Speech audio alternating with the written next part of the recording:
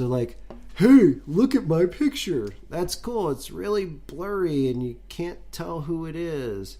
But good on you. I think too, kind of the point about that is there's a difference between you taking pictures for yourself and you claiming that you're a photographer. Because, it's a spit in the face to the guys like yourself, the guys like Ian, the guys like Matt Tucker that are out there busting their ass, staying up till 4 a.m, making sure these pictures look phenomenal. And then John Doe comes out here, takes a shitty picture on his iPhone and says, I'm the greatest thing that happened to photography. Why are you guys paying for this guy? Well, even when you have that, I can tell you that there was an experience at Magnum Pro. Name dropping for you there, Nate. I had a show that was scheduled in Des Moines. The show got canceled. It was not Rugged Pro. I'm just digging that knife, sorry. It was not the Rugged Pro show. And so I called Nate and said, hey, I know you got somebody, so thank you, Kayla, for allowing me to play in your sandbox. But I know you got somebody. You mind if I come down? And, there are 2 promotions in Omaha currently. There's a 3rd on the way. And I'm grateful that, A, I'm always welcome there, and B, there are 2 people that are nice enough and secure enough to know that I'm not down there trying to take their job. I just enjoy doing this. Both places have a lot of guys I work with in other places. Anyway, so I was down there, and I was just doing my thing. And if anybody has ever tried to accuse me of just standing in one spot, you're full of shit. I literally move around the ring. Usually it's to make sure that Rudy doesn't get in my way when I'm in Omaha. But I had some asshole. As I was coming over, I'm pretty sure it was the Superfly Jay Fowler match. And, I love Justin. And I knew something that Justin was about to do, and I ran over, and this guy behind me was like, hey man, I'm trying to get my fucking shot too. You're an asshole. I don't care if you were saying it to me. I don't care who you were saying it to. You're an asshole. You bought a ticket. You could take pictures. No one said that you can't. However, if you try to tell the people that are hired to be there to move, shut the hell up. There in Des Moines, there is a guy, I don't know how Shad, because he only gives Shad shit. He doesn't give anybody else shit, but he gives Shad shit. I don't know how Shad hasn't turned around and bashed him in the head with a camera. But I went off about this on social media, and it's funny, I hate social media, but sometimes it's fun, about this. If you try to tell whether, I've literally heard a fan yell at another wrestler who was coming to do a run-in in a cage match, move out of the way, asshole. They're the performer. They're who you paid to see. The entitlement sometimes just absolutely drives me bonkers. This is another one of those things where I told you I was going to go off. It's probably been 10 minutes me talking about this. And we're at 18 minutes. I didn't want to spend too much time talking about fans. I'm going to say something that I know people have heard me say. I have talked to several promoters about I wish that there was a way that we could make empty arena matches profitable. And this, I know that I'm in an authority position in a promotion. It's not fans that I dislike, it's asshole fans. So if you think I'm talking about you, I probably am. Yeah, that's kind of like the easiest way to put that too. If you think we're talking about you, it's because we are. That's something I couldn't agree with more. Both as a performer and as kind of somebody who's now sitting back looking at the backstage side of things. It's no offense, but if I'm at a show, do I want, John Doe in the crowd's iPhone picture of me doing my frog splash from the same angle, or do I want that crisp, quality, high resolution, clearer than shit photos by Manning gold mine that I know I'm going to get? Stop putting me over. Oh no, because you could have easily said 3-count photo or Matt Tucker. Oh, you're here. Oh yeah. Hey, Ian, come see us. We'll put you on the show. Yeah, Ian. He did some. If you guys have seen like that pretty dope picture of when I had my longer blonde hair, in the Rugged Pro shirt. It says down there in the corner. I made sure to not crop out the 3-count photos thing, and I also made sure to thank him in the post too. That's some of the work. And it's night and day from what you see Chris doing. It's night and day from what you see everybody else doing, because everybody has their own style. And that's something that people just overlook. They think, oh, he's got a camera, he can take pictures. That's not it. Yeah. I'm sure. The look on Chris's face across the table from me when I said that, just That's because you were trying to play footsie with me. Oh, he knows for a fact though, because I know firsthand too, because I've stayed up with him some nights when he's we're shooting the shit, texting back and forth while he's up till 3 or 4 in the morning, going away on these photos, getting these absolutely amazing quality photos and a turnaround faster than I've ever seen before. I can't share the picture. I can't share the one picture that he got done out of like 430 pictures as fast as he got those 400 out.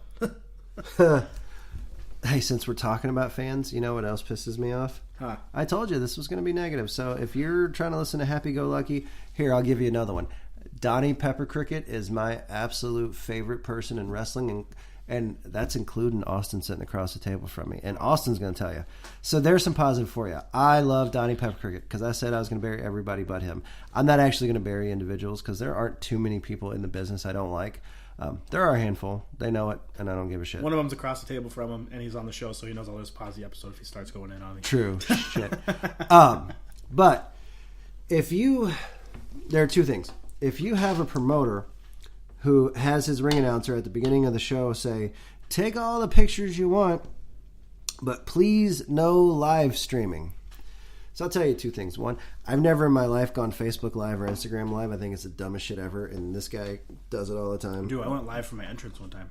Yeah, but that was cool. That meant something. But when people are like, hey, I'm just walking down the street, and I figured out, no, nobody gives a shit. I've gone live walking down the street. You have done it, and you suck.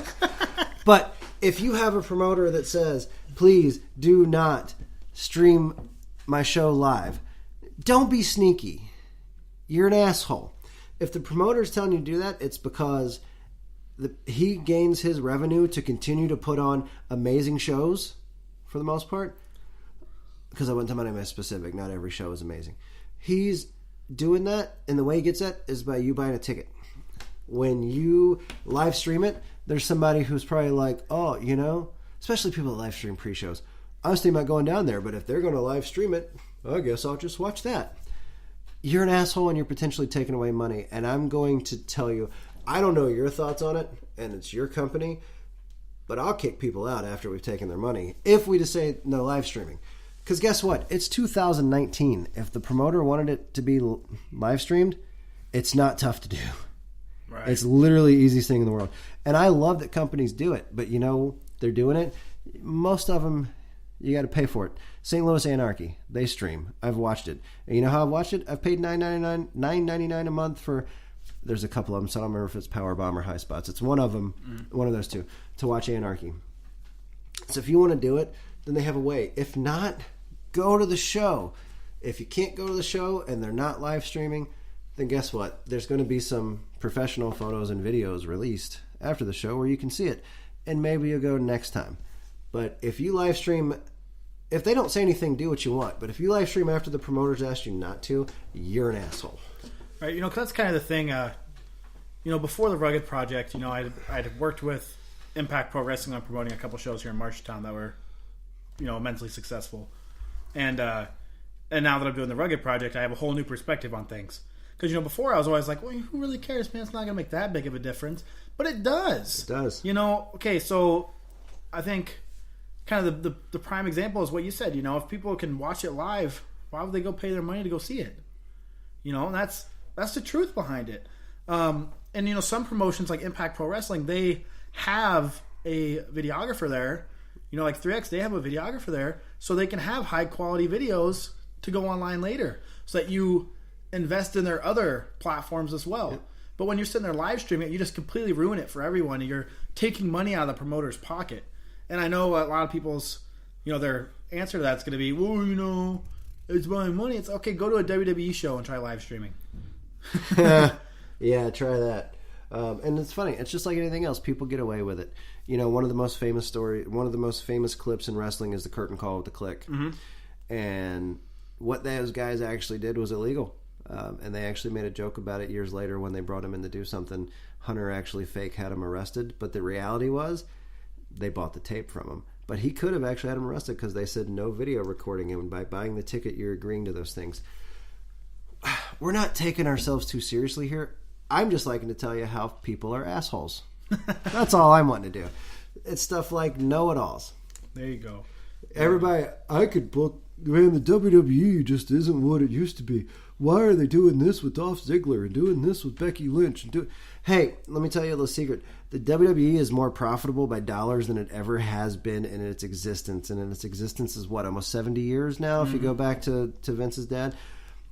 They're making a lot more money than you. Shut up. I mean, it may not be your cup of tea. And you know what's cool? There's AEW. There's Ring of Honor. There's New Japan. You know what pisses me off more than anything? Is when I go to... Hopefully, I have a pal who may or may not be working in some capacity when the WWE comes in April. So when I go to that show in April and I see 8,000 people or 10,000 people, don't be yawning. 8,000 or 10,000 people in Wells Fargo Arena, and then I'm going to go to... I'm not going to call anybody out specifically. I'm going to go to a Des Moines or Omaha show, and I'm going to see somewhere between 100 and 400. When you can put 8,000 people in Wells Fargo to go see that, there's so many choices out there. So if you don't like something, go watch something else. But the reality is, for those... I don't even know why I'm wasting my time on this one, because anybody that's listening to this already knows what the independent wrestling scene is about. But I like to get this rant out. Nothing pisses me off more than... Because your kids will enjoy, whether it's IPW, 3XW, Magnum, PWP, CEW, Rugged... I almost forget our own company because I'm so used to the others. So canceling shows. Oh, you can't. I can't dig on myself. You can't do that to yourself. Ah, crap. That's just not funny if I do it to myself. But they will enjoy it. And so when my girls first started going, here we go back on the girl squad. When my girls first started going to shows, their favorites, Chainsaw King, Brooke Valentine, and James Jeffries. And they still love them. Obviously, anybody that's seen them with Brooke, they know. But, they've got people they love. They have people that are actually, in their mind, legitimately their friends. Austin Fouts and Tyler Jones are their friends. They still think Jimmy Wild sucks. But I remember I took them to their first WWE show about the same time that their fandom for indie wrestling reached a high. And I was scared to do it for the longest time because I didn't want it the production to ruin what they see in a Forte or in a Hispanic American Legion or in a it's not Sokol, Ralston. I didn't want them to ruin what they see in that. And I remember asking them, okay, so what'd you think? Yeah, we like IPW better. Okay, well that's good. Obviously I was very happy. Why? Because when the match is over, we can go talk to James Jeffries, but we can't. We get to talk to John Cena. If we did, we'd probably have to pay to do it.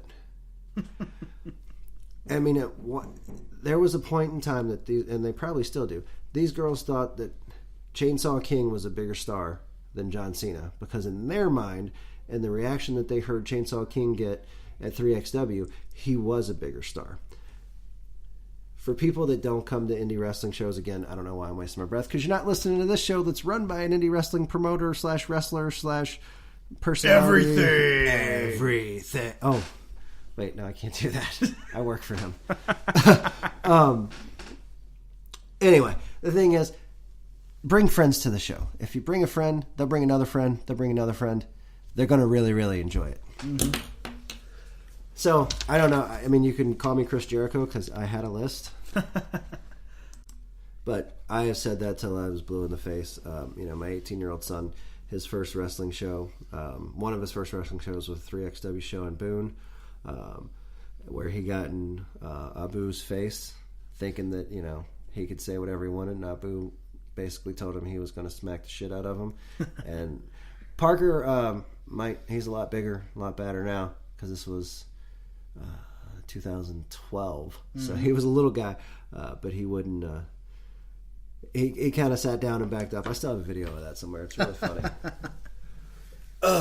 Anyway, like Chris Jericho, I had a list. I think I've touched on just about everything I want to. I just didn't want to forget anything. So if you see me walking around a show, I've had people be like, oh, you look pissed off. And I just be like, no, I'm fine. Or I'll say I am and I walk away. This is the kind of shit that pisses me off. Just know there's a list. I'm not mad at wrestlers.